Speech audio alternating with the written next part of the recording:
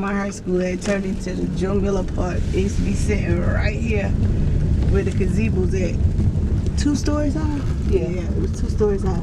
Used to be a white person, all white school, and then they converted it when, I don't know, I forgot what year that was. When Aunt Glory was coming to high school, they converted black and white. Most of the whites moved out.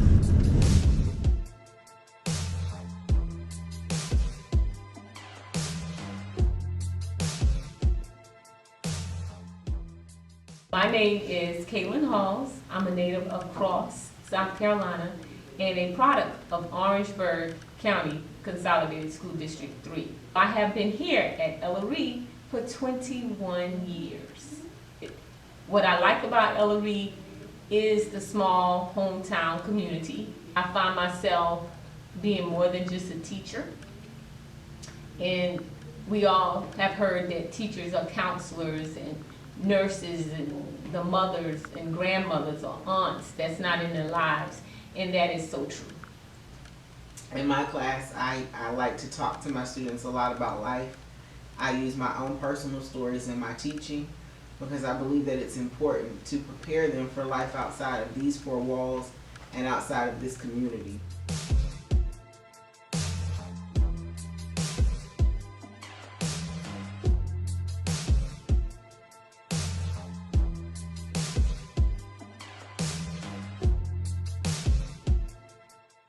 I am the music educator at Elloree Elementary School in Elloree, South Carolina, and I have been teaching at this school for 31 years.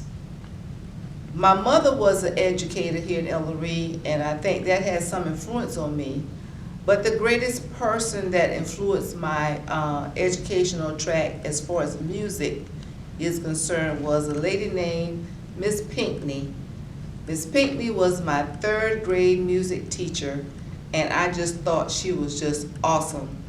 When we would go to music, we sang, we danced, we played little instruments, and one day I said, I want to be like Miss Pinckney. You know, the Elloree school is like a close-knit school, so it feels like family, so they help you to be better. The teacher that inspired me was Miss Fogel, my art teacher in middle school. She made me fall in love with drawing and stuff. Now I got 2 clothing labels. I got one called Hybrids and one called Farms Over Feelings. My middle school teacher inspired me to keep learning, you know, to put a lot of confidence in me, especially Miss Kane, Miss Halls, Mr. Mosley, you know, helped me expand my mind to go to college, keep learning, try to do better in life. One of the things that stands out to me about Elloree is this group of educators called the Elloree 21. And the fun fact about the Elloree 21 is that my grandmother happens to be a member of the Elloree 21. Pretty much in the state of South Carolina around the 1960s, there was of course, there was a lot of segregation, a lot of things that were done against African Americans to kind of suppress them. However, in the state of South Carolina, my grandmother was a teacher in Elloree, and at that time, there were some leaders in the town of Elloree that were rising up to speak out against racial injustice and things of that nature. And so to kind of combat that, there were laws that were put in place by the South Carolina General Assembly, one of which, if you were a teacher within Elloree, within the Orangeburg area where Elloree was, before you signed your contract, you could not be a member of the NAACP, which many in the town of Elloree were members of the NAACP. And so by default, that would mean that they would lose their jobs. Another interesting thing that I found out was that the teachers in Elloree had to sign a sworn document that basically was a questionnaire. And on the questionnaire, which I did get a chance to look at, it asked questions regarding, are you a member of the NAACP? Are you qualified to teach white children? And your answer better have been no. and other kind of malicious things that were very degrading. And so there were 21 teachers in Elloree who refused to sign that sworn document. And so as a result of them refusing to sign that sworn document, they lost their jobs. So the cool thing about the Elloree 21 was that although they lost their jobs, the case went to court. So another fun fact is that Thurgood Marshall, who we sometimes see in Black history and things like that, he was actually one of the lawyers on that case. And another fun fact is that there was only one teacher from the Elloree 21 that actually testified and got on the stand to say, like, I am a member of the NAACP, and which was very risky and very bold at that time. And that happened to be my grandmother, Hattie Anderson. So as a result of that, they did end up winning the case. And although my grandmother was out of work for many years as a result of not signing the sworn document, she was able to find work again in the future. So I think that was just a bold sacrifice. It's a story that's not really talked about a lot. We don't really see that in our history books, but it's a story about how there were people that were willing to take a stand so that people like me and people that look like me could teach without having to be asked questions like, were you a member of the NAACP and are you qualified to teach white children? The doctor's office right here down here. The Black people went on one side to go in the office, and the white people went on the other side. We went on in the right, and they went on in the left. The real time I remember was when my grandmother took me. That means you got your own cutting there, washing machine. Then Black people went in on this side right here. white people went on this side. No, we went on the other we side. went on this side, Ma. We with that lady coming out. That Ma, I went on this side. but they changed it. But we went on that side. Well, when I was thinking, I went on that side, They done and changed the it. white people went on this side.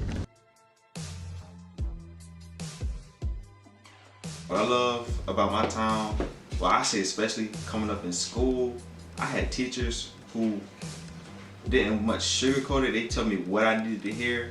They really let us know, like, it's more out there. Like, it's more than just our little corner of the world. Big thing for me, I started the clothing line, which is still a work in progress, but any good progress is good to me, you know? So what inspired it was, like, as far as like the logo and the idea was that just around one day, and I was playing GTA, and I was like, if you like study environment, pick up on something that's catchy and something that people like, you know what I'm saying? Like, you have to like study things like that, and that would make you get like the logo and the theme of the heights and just the whole aesthetic around it. You know, your environment means a lot to you. I love my environment. I love where I'm from. Charleston. Everybody knows Charleston and knows them for like the Geechee culture they have, or they have like the most, I say, closest roots to like our brothers and sisters in Africa, right?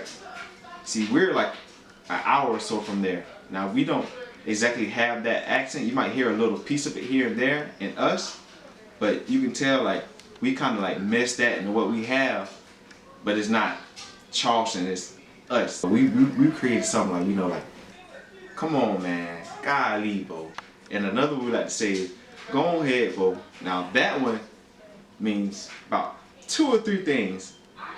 First one, you could be joking, but the second one, it means really like, get out my face, like, start make me mad, you know? Just something like, one thing about us, a little country talk. I know people say they're not proper, but that's us, you know? Like, we can say a sentence that's so fragmented, but we understand everything we talk about.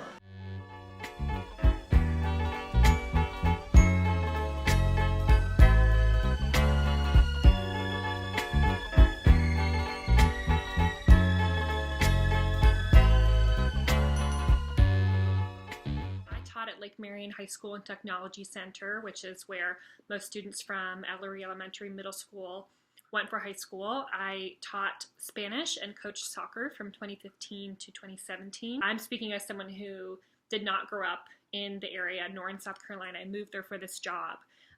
So coming in new to the Elloree community, I found very quickly that this is a very family-oriented, close-knit, and tight community. Not an exclusive community. This was not, I moved there and I was very quickly kind of adopted by other teachers and welcomed by families of students that I was working with. I have lived in a lot of different places in the US, in Texas, Ohio, Colorado, Connecticut, a bunch of places. Growing up, I'd always lived in majority white neighborhoods. So this was my first experience living in a majority Black, majority African American community. And it was a very positive experience, especially as a teacher, because there's a lot of research about how much it can benefit a student to have a teacher or other authority figure who looks like them and reflects their racial identity, their background. And a lot of students don't get that when they are the minority in their community. That was not the case in Elloree for students. They could look at their teachers, their principal, their community and political leaders in the area and see themselves reflected. For me as a Spanish teacher, that also meant that there were some Hispanic Latino students who I was able to really connect with.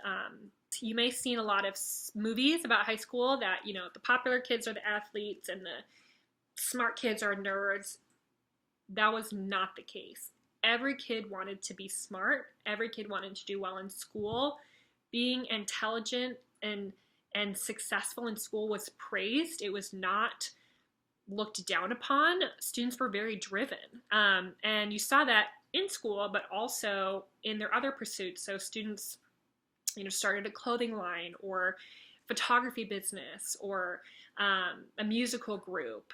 Students were balancing and managing.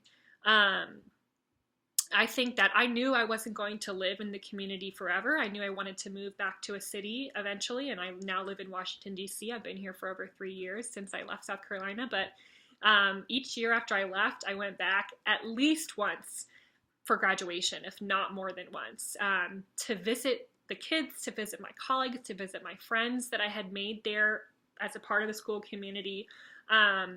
So it's just it's a place that means a lot to me because it's a place that welcomed me when they really didn't have to.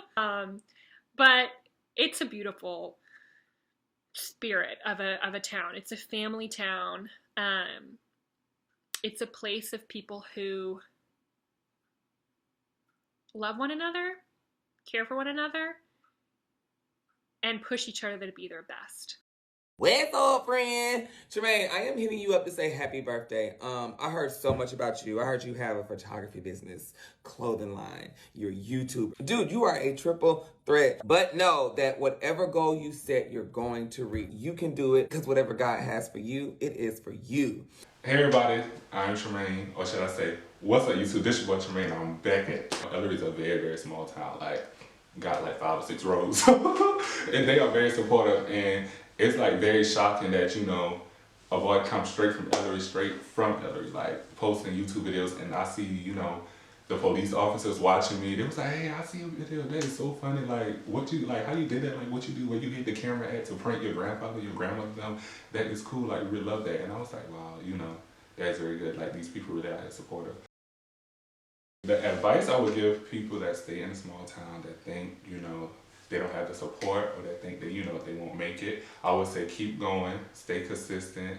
You may not get the support in your town, but the people that's watching you around the world, will support you. For me, from when I started off, I thought, hey, darn, I'm posting these videos, I really don't know if these people are gonna really support me, I really don't know what I'm doing, but then I stayed consistent. I kept seeing growth from my YouTube channel from people around the area.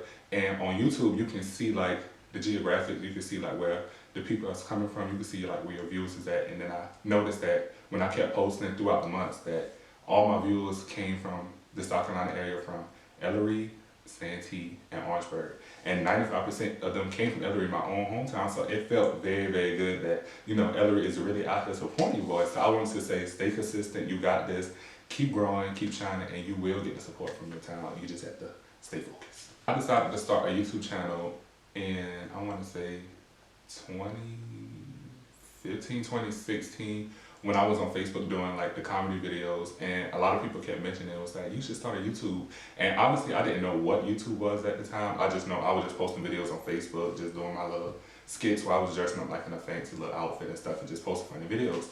And so I was like, okay, let me see what YouTube was. But it came to last year, 2018, when I became like real serious with YouTube, but I know like what kind of videos I want to post, like how to get paid and like how to gain views and how to gain subscribers. And that was like in 2018 when I really switched my channel to Tremaine Haynes. I can't even feel my fingers. Tap in. I will. Alala na umuna.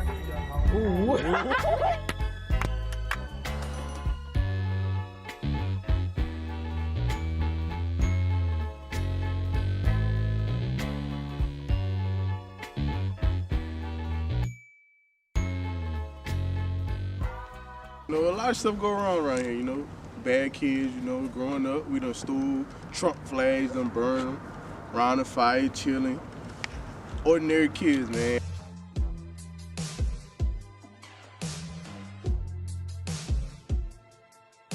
Also come from Elloree, you know, it inspired you to do big things since it's a small city, so also I became a rapper. Inspired me to start rapping was, you know, my homeboy got killed from gun violence, so, you know, coping, I just started rapping. Ever since then, I just got good at it. Homeboys pushed me to do it. I just hope it take me far, whatever.